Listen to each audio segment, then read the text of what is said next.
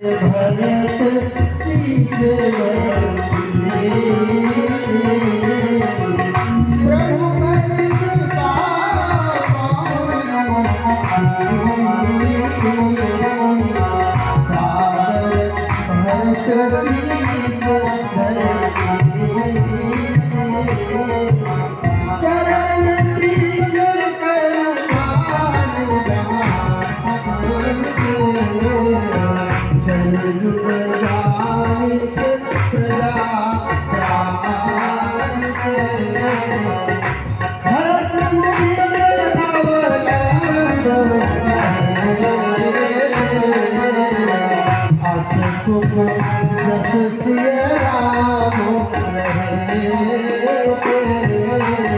चरण पादुका लेकर और अयोध्या जी में पहुंचे। अयोध्या जी में गए और चरण पादुकाओं का अभिषेक कराया और भरत जी स्वयं जाकर नंदी ग्राम में निवास करते हैं।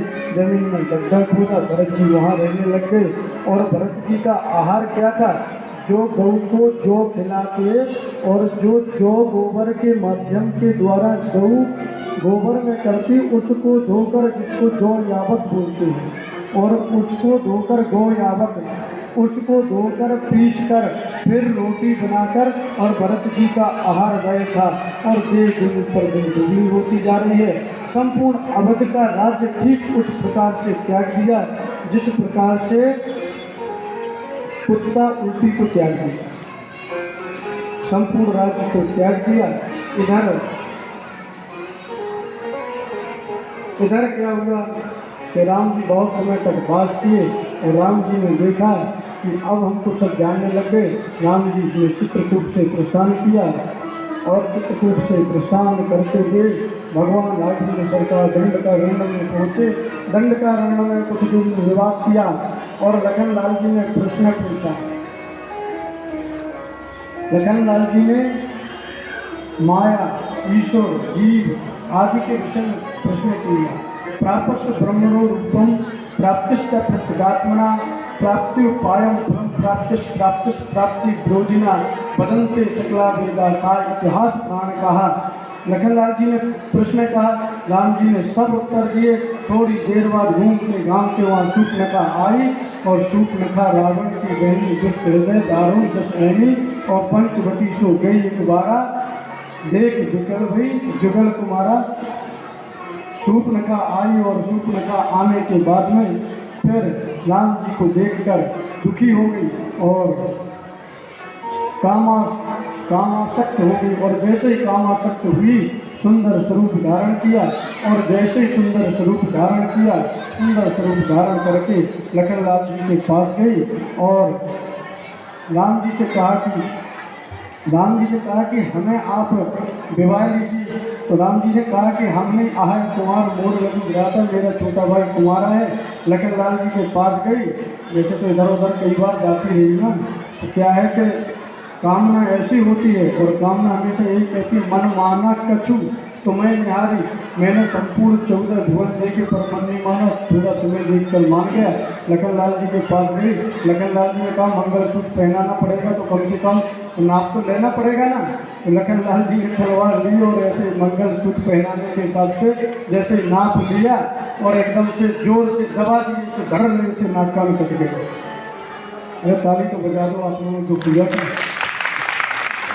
शूर्पणखा की नाक कान काट दिए और जैसे ही नाक कान कटी वो विकराल स्वरूप धारण करके और खरदूषण के पास बिलखती हुई गई।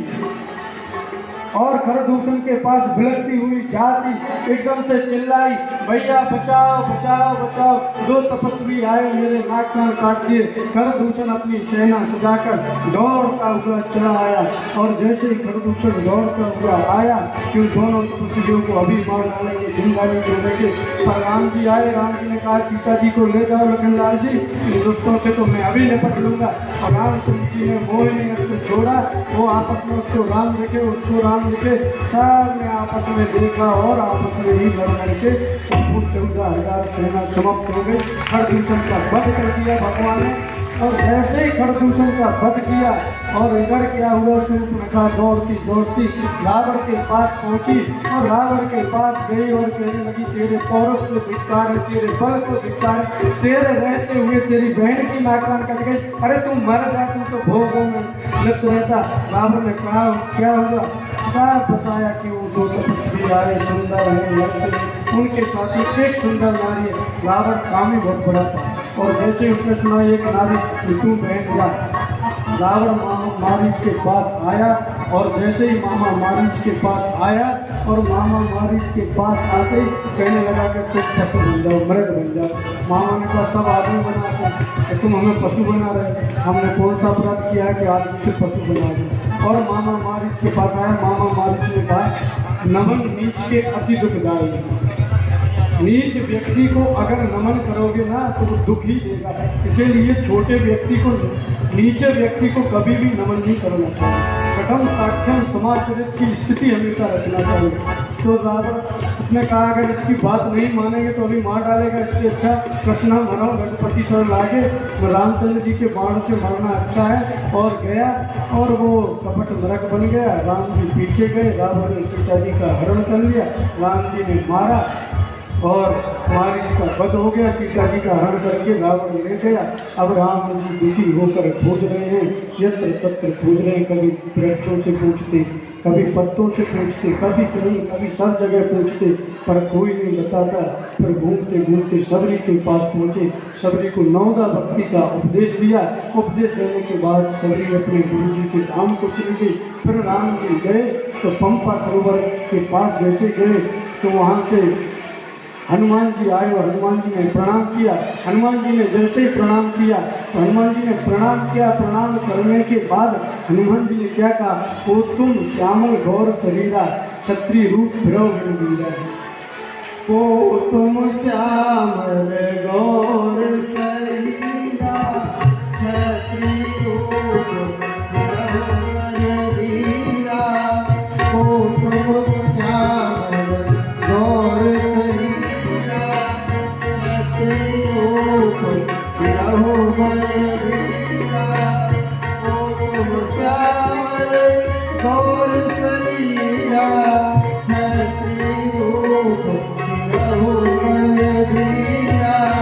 आप कौन है जो श्यामल और गौर शरीर धारण किए हैं? सेवक की दृष्टि हमेशा चरण पे जाती है और माँ की दृष्टि पुत्र के सिर पे जाती है और महिलाओं की दृष्टि हमेशा जेब पे जाती है। पति है, पत्नियों की दृष्टि हमेशा जेब पे जाती है, जेब में कितना नोट पानी है, कितना माल पानी है, सब। और हमेशा माँ ये नहीं कहेगी बेटा कितना कमा लिया, बाहर में गया कमाया ना कमाया तू ठीक रहे। तो मातारी की दृष्टि हमेशा बेटा के चेहरे पे जाएगी, शरीर पे जाएगी। पत्नी की दृष्टि सिर्फ कितना है माल पानी, इस पे जाएगी। और फिर ये कहेगी तुम कमा लाओ, इधर से कमाओ। हनुमान जी की दृष्टि पैरों पे गई, मित्र की दृष्टि बाहों पे जाती है कि बाहों हमारी रक्षा करेगी जब हमें जरूरत पड़ेगी। अनेक प्रकार से कहा, सुग्रीव की मित्रता हुई। फिर हनुमान जी महाराज के लिए भेजा गया, संपूर्ण सेना गई और सीता जी का अन्वेषण करने के लिए, खोज करने के लिए। जब कहीं खोज नहीं कर पाए, समुद्र किनारे गए। जामवंत जी ने हनुमान जी को उनके बल का याद दिलाया और जो जामवंत जी ने हनुमान जी को बल का याद दिलाया, पवन तनय बल पवन समाना, विधि वेद विज्ञान निधान। पवन तनय बल पवन समाना, पवन तनय बल पवन समाना, बुद्धि विवेक विज्ञान निधाना। पवन तनय बल पवन समाना, बुद्धि विवेक विज्ञान निधाना, बुद्धि विवेक विज्ञान निधाना। और जैसे हनुमान जी को याद दिलाए और याद दिलाने के बाद हनुमान जी एकदम कनक धूर्धराकार शरीरा समर भयंकर अति बलवीरा विकराल शरीर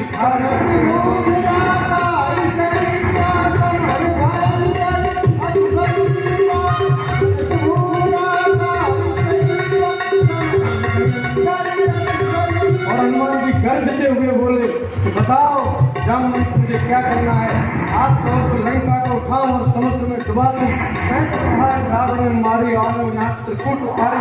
आप कहो संपूर्ण लंका को डुबा दूं, रावण को मार दूं। बता मुझे क्या करना। जामवंत जी ने कह दिया इधर नहीं, जो कुछ करना उधर ही करना। हनुमान जी आए और हनुमान जी ने आकर लंका की संपूर्ण यत्र तत्र देखा और सीता मैया के पास गए, मुद्रिका दी और संपूर्ण वृत्तांत राम जी का सुनाया और माँ से कहने लगे मुझे फल खाना।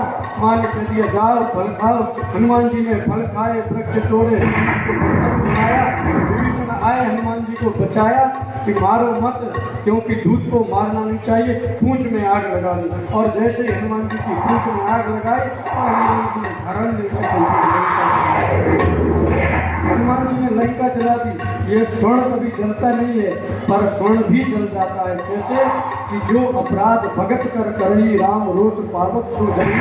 रामचंद्र जी की रोष रूपी अग्नि ने संपूर्ण लंका को जला दिया और लंका जल गई। हनुमान जी राम जी के पास आए, राम जी को प्रणाम किया और फिर विभीषण ने रावण को समझाया। रावण ने लात मार के विभीषण को बचा दिया। रामचंद्र जी ने विभीषण से मित्रता की और फिर सेतु बांधा और सेतु बांध के जो राम जी लंका में आए, उधर से रावण की दुहाई, यहाँ से राम जी की दुहाई और जो युद्ध हुआ इतना विकराल घमासान युद्ध हुआ।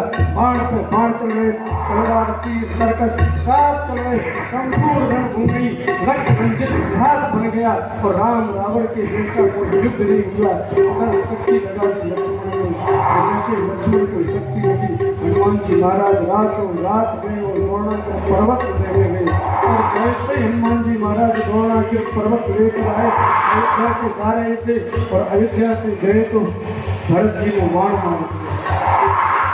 इस स्वप्न में माने हस गुन जान किया है गुरु से सारा बयान। माता को स्वप्न आया और स्वप्न में माता ने जो अपशकुन थे सब गुरु जी को सुना दिए और योग सिद्धि से बोले गुरुवर, संकट में शेष अवतार। गुरु जी ने कह दिया कि आज संपूर्ण संकटों की समस्या, संकट में कौन है? शेष लखनलाल जी संकट में है और इस संकट से रक्षा कैसे हो सकती है? रातों रात यज्ञ करना पड़ेगा। रातों रात यज्ञ हुआ, संकटहारी यज्ञ बचा गया और पहले तो भरत जी धनुष बाण लेकर गिरे थे।